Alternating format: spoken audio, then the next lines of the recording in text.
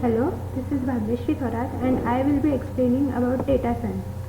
The content in this presentation are introduction, the terms that are commonly used, processes in data science. I will be telling you about all the processes that are used in the data science, and then the tools for data processing, applications and future scope. What really is data science? Data science is asking questions, answers to which solve known problems or unearth unknown solutions that in turn drive business value. In data science, we identify the type of analysis to be done to get the answers and performing such analysis by implementing various algorithm tools, often in distributed and parallel architecture, like we do in parallel processing or distributed databases, and then communicating the insights gathered from the analysis in the form of simple stories, visualizations, dashboards that a non-data scientist can understand and build conversation out of it in high-level abstraction. That means it can be used by layman for its day-to-day use. Definition of data science. Data science, also known as data-driven science, is an interdisciplinary field about scientific methods, processes and systems to extract knowledge or insights from data in various forms, either structured or unstructured.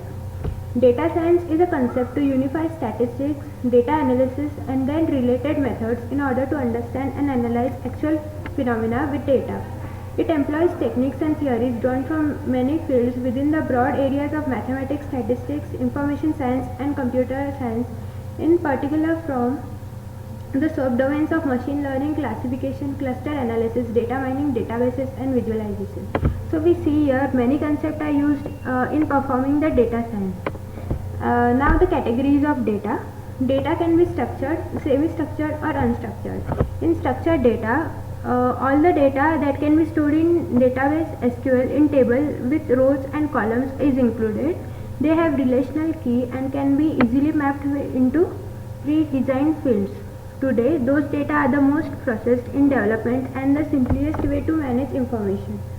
And then the semi-structured data. Semi-structured data is between structured and unstructured data. It doesn't reside in a relational database, but that does have some organization properties that makes it easier to analyze. With some processes, you can store them in relational databases. Unstructured data. This data is most commonly found in this world. This represents around 80% of the data. It often includes text and multimedia content.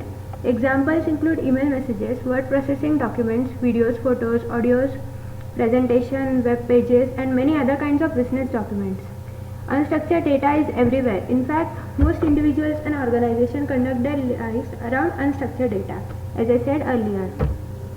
Now, traditional versus Google solution to manage all this data is given here. In traditional approach, we stored all the data that we gathered in the form of RDBMS like Oracle database, MS SQL server or DB2 and sophisticated softwares. But Google developed a more unique solution to this problem. What Google did was it developed a solution and algorithm called MapReduce. This algorithm divides a task into smaller parts and assigns those parts to many computers connected over the network and collects the result to form the final result dataset. How MapReduce works is given in this figure. As you can see, the original 3 blocks consist of the R problem. This we have performed some operations on those, and we have then divided the solutions into many nodes. Nodes are called here, and then this nodes give the solution and they perform shuffle and sort, and again the output is given to the reducer to generate one final output. So we see here that all the problems is divided into many nodes and then a solution is gathered. So this makes the solution come faster and easier. Okay, so as we can see in data science, various parts are coming like pattern recognition, statistic, visualization, data mining, database and data process, nano computing, machine learning. So it is a very vast field. So we have to generate some process to make it easier. The figure here shows the processes that we perform on the data. So you can see here in reality the globe is producing all the raw data. This data is collected and then processed, and then it is cleaned, and then it is either given to the model and algorithm or exploratory data analysis, and then the output is generated for the layman people. I have explained all the processes in the future slides. First step is raw data collection.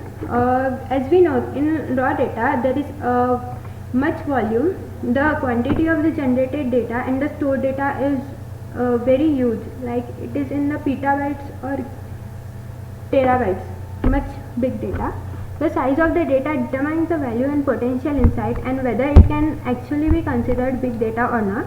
Variety, the type and the nature of the data. This helps people who analyze it to effectively use the resulting insight. And the velocity. In this context, the speed at which the data is generated and processed to meet the demands and challenges that lie in the path of growth and development. Variability, inconsistency of the data set can hamper processes to handle and manage it. Veracity, the quality of the captured data can vary greatly, affecting accurate analysis. These are all the raw data collection characteristics. So when the raw data is collected, we need to classify all the data into this 5 given V's, and then the raw data is collected. Now next step comes is data processing. In data processing is generally the collection and manipulating of terms of data to produce meaningful information. Data processing functions are validation, ensuring that the supplied data is correct and relevant, sorting, arranging items in some sequence and or in different sets, summarization, then aggregation, then analysis, the collection, organization, analysis and interpretation and presentation of data, then reporting the data, and then classification. Separates data in various categories. These are all the processes that are performed on the raw data. Now data cleaning needs to be done. Data cleaning is the third step. In data cleaning is the process of detecting and correcting or removing corrupt or inaccurate records from a record set, table or database, and refers to identifying incomplete, incorrect, inaccurate or irrelevant part of the data and then replacing, modifying or deleting the dirty or forced data. As we know, in our everyday use we produce lots of data, and this data is not in the form of the RDBMS structure that is required or to perform some immediate algorithms on it. So data cleaning is necessary on every type of data. Data cleaning may be performed interactively as batch processing through scripting. Now the characteristics of the clean data that we produce from this step are validity, accuracy, completeness, consistency and uniformity. Now the processes that are performed in data cleaning are data auditing, workflow specification and execution, post processing and controlling, and then duplicate elimination. It is clear that we need to perform all these processes on data to clean it. Now exploratory data analysis, this is the fourth step. In statistics, exploratory data analysis or EDA is an approach to analyzing data sets to summarize their main characteristics, often with visual methods. A statistical model can be used or not, but primarily EDA is for seeing what the data can tell us beyond the formal modeling or hypothesis testing task. The objectives of the EDA are suggest hypotheses about the causes of the observed phenomena, access assumption on which statistical inference will be based, support the selection of appropriate statistical tools and techniques, and provide a basis for further data collection through surveys or experiments. So we see that EDA produces a base for the future prediction of the data. So it can be used again for future analysis. And the techniques that are used for this EDA are two types, graphical techniques and the quantitative techniques. In graphical, there are many methods like box plot, histogram, scatter plot. In typically quantitative techniques, there are median polish, trimean or ordination. The figure here shows the histogram that is produced on the clean data. Now models and algorithms, that is the fifth steps, and we perform the steps after either the clean data set is produced or exploratory data analysis. Now in this we need to learn from data. What this means is, from some data we need to see what the future predicted data will be or what the data suggests. For example, if we are collecting some reviews from Twitter and we want to see if the restaurant is either good or bad, or should we go there or not. So we need to learn something from the data. So this is known as learning from the data, and we will see now how this is done. It is either supervised learning or unsupervised learning. In supervised learning, we have training data with correct answers. Supervised learning uses training data to prepare the algorithm and then apply it to the data without correct answers. In unsupervised learning, no training data is available. Throw data into the algorithm and hopes it makes some kind of sense out of the data. We see that unsupervised learning is required in a day-to-day basis. So it is slightly difficult to perform that on the data. So there are 10 machine learning algorithms that we use to perform this on the data. These are naive-Bayes classifier algorithm, k-means clustering algorithm, support vector machine algorithm, a priori, linear, logistic, artificial neural networks, random forest decision tree, or nearest neighbors. I have explained the most common used algorithm here, that is support vector machine algorithm. Support vector machine is a supervised machine learning algorithm for classification or regression problems. In this, dataset teaches SVM about the classes so that SVM can classify any new data. It works by classifying the data into different classes by finding a line which separates the training data set into the classes. SVM offers best classification performance accuracy on the training data. Applications of support vector machine learning algorithms are: SVM is commonly used for stock market forecasting by various financial institutions. It can be used to compare the relative performance of the stock when compared to performance of other stocks in the same sector. The relative comparison of stocks helps manage investment making decisions based on the classification made by the SVM learning algorithms. So now data visualization, that is our next step. After this step, we give our output to the layman or the person that is using this data. In data visualization, we need to form some clear visual output that can be in the form of statistical graph, plot, or information graphics. So after this, the data is given to the person using the database. Now I have summarized here the tools used in the data science to perform all these operations. For calculation and analysis tool, for analysis, the tools used are spreadsheet, Excel, or CALC calc.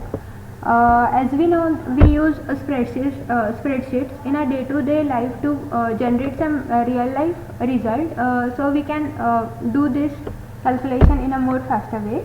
Now there is database management tools. These are commonly used: SQL and Oracle and MySQL. Online surveys and descriptive statistic tool is SurveyMonkey. SurveyMonkey is a tool that can take any input and generate the survey output within few seconds. So this tool is commonly used in the industries. Now there are statistical data analysis tools. These are statistical package for social sciences (SPSS) and statistical analysis streams (SAS). For data mining, there are many tools. These are R produced a very large library to perform these operations. There is a Veka and RapidMiner, K9, the Mahout machine learning library or Rattle. And the commonly used terms big data, we use Hadoop or Splunk. The images shown here are the icons for this Hadoop and Splunk. And Splunk very truly says we have to listen to our data. Applications. The applications of data science are banking and security, communications, media and entertainment, healthcare providers, education, manufacturing and natural resources, government, insurance, retail and wholesale trade, transportation, energy and utilities. So we see here in our every field of our day-to-day life, we use a data science and process it to give some output.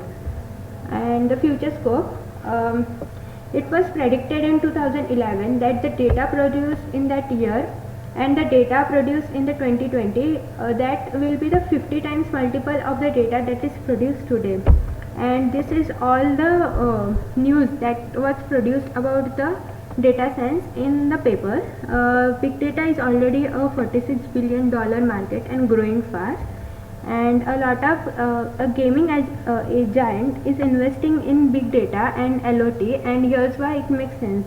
This was an article about the big data, and 51% of enterprises intend to invest more in big data. So we see that more and more people are going into the data science field, and these people are known as data scientists. What data scientists entail is, data scientists use the data and analytical ability to find and interpret rich data sources and manage large amount of data, descriptive hardware, software and bandwidth constraints, and they merge data sources, ensure consistency of data sets, create visualizations to aid in understanding data, build mathematical models using the data, and present and communicate the data, insights and findings. So what we learned in the previous slides, they do all the steps and generate some output.